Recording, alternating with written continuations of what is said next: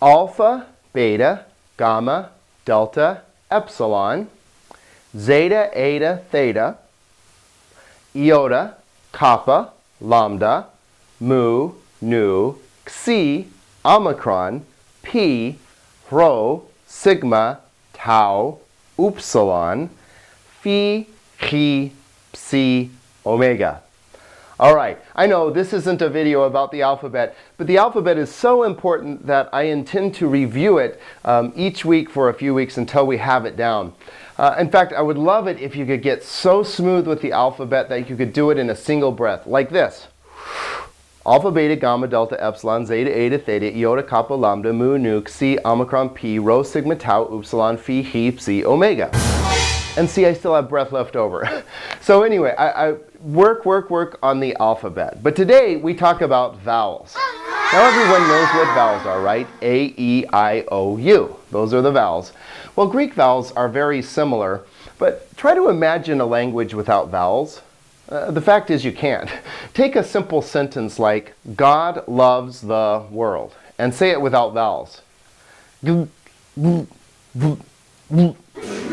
point is you can't, okay? Vowels are like the oil that makes a language flow. And Greek is a very vowel-rich language. In fact, it's a beautiful language because it has so many vowel sounds. Allow me to read John 3:16 for you in Greek. Now, I know you can't understand this right now. Never fear, you will soon. But just listen for now to the beauty of the language. Houtos gar agapesin hathaas tan kasman. Hosta tan huian tan monogene eroken. Hina pas hapistion es auton. Me apaletai. Al eche zoen ionion. I just love the language. I think it's a beautiful language.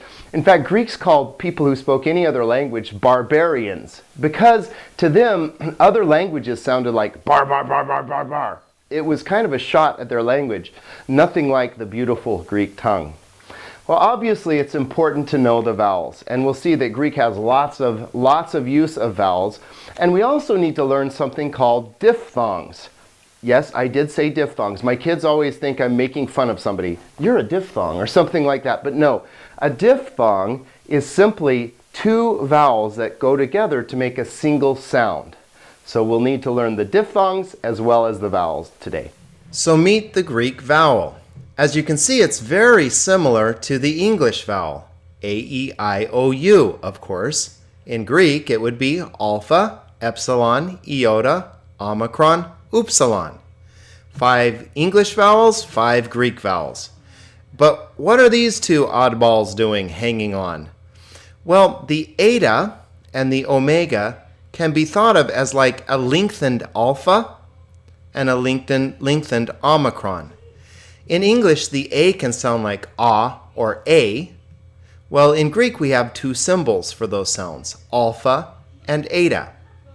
And similarly, in English, the O could be O or A. Well, in Greek, we have 2 symbols for those sounds, A and O. So the Greek vowels are really pretty simple. Here are the Greek diphthongs. Now, diphthongs, again, are just 2 vowels that go together to make a single sound. And they are I, A, Oi, Ow, Oo, We, U. You'll notice that U may be spelled epsilon upsilon or eta upsilon. The sound is the same. So there basically are 7 diphthongs, just like there are 7 vowels. Very important to learn to recognize these because when you see these letters together, you'll know that's not 2 different syllables, that's just one because those make a single sound. Okay, so the I sort of corresponds to the A in English. A, like the E. Oi, well, doesn't really correspond to the I. Ow, not really to the O. Oo, sort of to the U. So you can see my mnemonic device here is a little weak. But for some reason, this is easy for me to remember. I, A, Oi, Ow, Oo. I, A, Oi, Ow, Oo. Say that with me if you would. I, A, Oi, Ow, Oo. And then we and you. That's how I remember these 2. We and you. We and you are not as common as these 5 here. I, A, Oi, Ow, Oo. And I don't know, for some reason that reminds me of A-E-I-O-U. If that doesn't help you, just remember I, A, Oi, Ow, Oo. Are you getting tired of me saying that? Here are the diphthongs with some words here. Iro means I rise. A means if. Oikia means house. Autas means he, she, or it. Ude means and not. Huios means sun. Euthus means immediately. Euxanin means it grows. So, Iro, A, Oikia, Autas, Ude, Huios, Euthus, Euxan. Okay, the point is you need to be able to recognize these letters as a single vowel sound, okay? One more time. I, A, Oi, Ow, Oo, We, You. Are diphthongs making you angry? Don't let them. Think about English. We have diphthongs in English as well, and they aren't nearly as consistent as Greek diphthongs. Think about the words ate, height, and the girl's name Lee. The diphthong is EI in English, and notice that in ate it sounds like A, in height it sounds like I, height, and in Lee it sounds like E. So is it A, I, or E? It's all over the map. Greek, at least, is consistent. There aren't that many diphthongs, and they are consistent, so we just have to learn the few that there are. Now, let's talk about improper diphthongs. Now, the word diphthong sounds inappropriate enough, and improper diphthong, well, that sounds downright scandalous, doesn't it? Actually, it's not. A diphthong, remember, is just two letters that make a single vowel sound. And in this case, the two letters are, for example, here, an alpha and an iota. But what happened to the iota? It slid underneath the letter. It hides under there, if you want to think of it that way, and it is not pronounced. So in other words, this would be pronounced ah. Here's an eta with an iota underneath, and it would simply be pronounced a. Here's an omega with an iota hiding underneath there. That would be pronounced o, just like an omega. The only place you'll see these iotas is under these three letters, alpha, eta, and omega. And they make a difference when it comes to translation, but they don't make any difference at all when it comes to pronunciation. Now we need to talk about syllabification. And why we need to use these giant words, I don't know. Syllabification is simply breaking words into syllables. And a syllable is simply a sound that goes together with another sound to make a word, okay? So for example, in English, we have the word but. I love to eat ice cream, but it makes me fat. Okay, we know the word but. If we take another sound, ter, and we put butter, we come up with butter. Two syllables, which make a completely different word. Of course, butter will make you fat as well. Add another syllable, fly, and we come up with butterfly, another totally different word, obviously, okay? So that's what syllables are. Now in Greek, dividing words into syllables is very simple. The rule is one syllable per vowel or diphthong. So all you have to know how many syllables there are in a word is to count the vowels and diphthongs. So let's practice that a bit. Take out your little Greek grammar and let me just talk you through how we divide some of these words into syllables. Notice I've put the vowels in red, so this would be a 3-syllable word. And we would divide this between the consonants somewhere. So in this case, it would be anthropos. Anthropos. It means man. By the way, I'll just say right now that you'll notice that the syllable that has the accent over it will get the emphasis. Okay, so it's anthropos. Well, let's look at maybe a little bit easier one here. Apa. Apa. 2 vowels, so 2 syllables. A-pa. Notice here that in general, we try to put the consonant with the vowel that follows. So it's not op, ah, but a-pa. Now, in reality, that doesn't even matter because when you put it together, however you do it, it's going to sound like a pa. So that's really not that important. I put a footnote in about that if you're interested. Let's look at another interesting one here. Ginomai. Notice 3 vowels, iota, omicron, and a what? I notice I put these in bold and underlined it to make it easy. A diphthong, right? I. So this is not gin o ma and then like this, gin o ma e. It's ginomai, a 3-syllable word because there are 3 vowels. Ge, na, mai. Notice again that the consonant goes with the letter that follows if possible. Here's an interesting one. Dia. Dia. Notice here that this is not a diphthong. Alpha iota is a diphthong. Iota alpha is not. So this is 2 separate syllables. Di-a. Dia. But now here's an example of a word that is alpha iota, which is a diphthong. So this is just 1 syllable. Kai. Kai.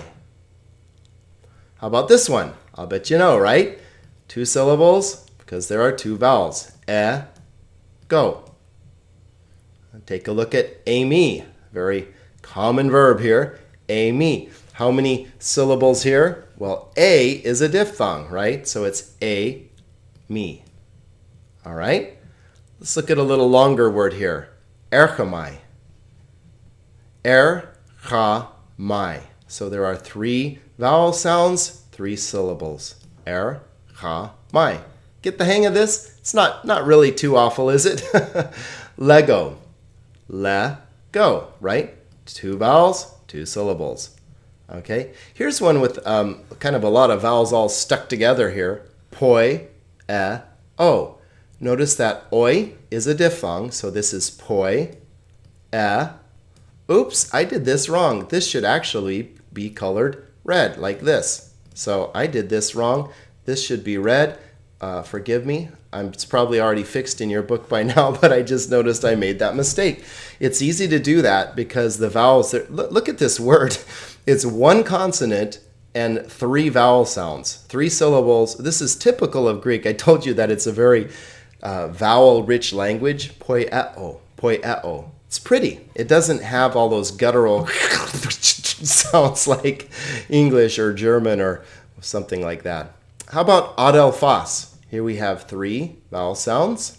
A, del, phos. Okay, now why did I put the lambda with the epsilon there? Well, again, that's not that important, but the reason is because there are no words that start with oof, oof. It doesn't work together, okay? So if the consonants don't work together, if they can't make a single sound comfortably, that's why they're divided. So a, del, phos. And we're just about done here, the final one. Allah. Allah. Notice 2 vowels, 2 syllables. And when we have a double letter, we always divide in between the double letter. Allah. But again, it doesn't matter. If you had pronounced this one like all, ah, well, it would still sound the same when you put it together, right? Allah, Allah. So let's not worry too much about this, but that's the rules in case you want to know. Punctuation in Greek is a lot like English. A period in Greek is the same as a period in English. Isn't that handy? A comma in Greek is a comma in English. But when you're reading along in a Greek text and you see what looks to us like a semicolon, in Greek, that's a question mark. So the semicolon in English actually looks like it means it's a question in Greek. And then the other strange little piece of punctuation you'll see is a floating period. It's a period that is floated up above the line a little bit, and that's the Greek equivalent of the English semicolon. So I think of it as sort of like, the period is down on the bottom of the line. It means stop here. The semicolon is sort of floating up above, so it's like, I'm not sure I want to stop here. Let's just pause, okay? So again, period is period, comma is comma. The thing that looks like a semicolon to us is actually a question mark in Greek, and the floating period is a semicolon in Greek. Let's look at a little punctuation in context just for fun. Here's a period, for example. Ego uk eimi ha Christos. I am not the Christ, period. This is John the Baptist telling the Pharisees, hey, I'm not the Christ, okay? And they asked him, comma, we expect that, teun, who then, right? And what do we see here? Question mark, right? Who then? Who are you? And then this su Elias you Elijah are? Are you Elijah? It's a question, see, because there's our strange Greek question mark. And he says, comma, Uk emi, period. I am not.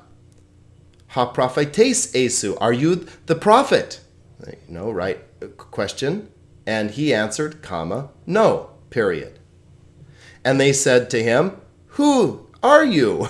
Again, notice that being able to recognize these things that look like semicolons to us as actually Greek question marks, that's important. Without the punctuation, it's much more difficult to translate. And here is an example of a semicolon. In him was life, and the life was the light of men. Semicolon.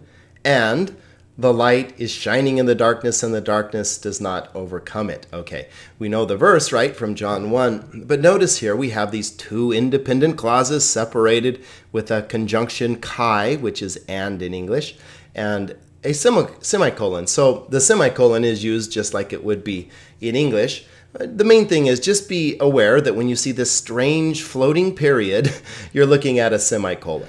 So, in this lesson, we've reviewed the alphabet. Alpha, beta, gamma, delta, epsilon, zeta, eta, theta, iota, kappa, lambda, mu, nu, xi, omicron, pi, rho, sigma, tau, upsilon, phi, he, psi, omega. Okay, get to where you can do that, right? We've looked at the vowels and diphthongs. The vowels are easy, right? Alpha, epsilon, iota, omicron, upsilon. And then we have those long vowels, remember, eta and omega. So those are the 7 Greek vowels. And then the diphthongs, we learned this way. I, a, oi, ow, oo, we, you. I'll say it again. I, a, oi, ow, oo, we, you.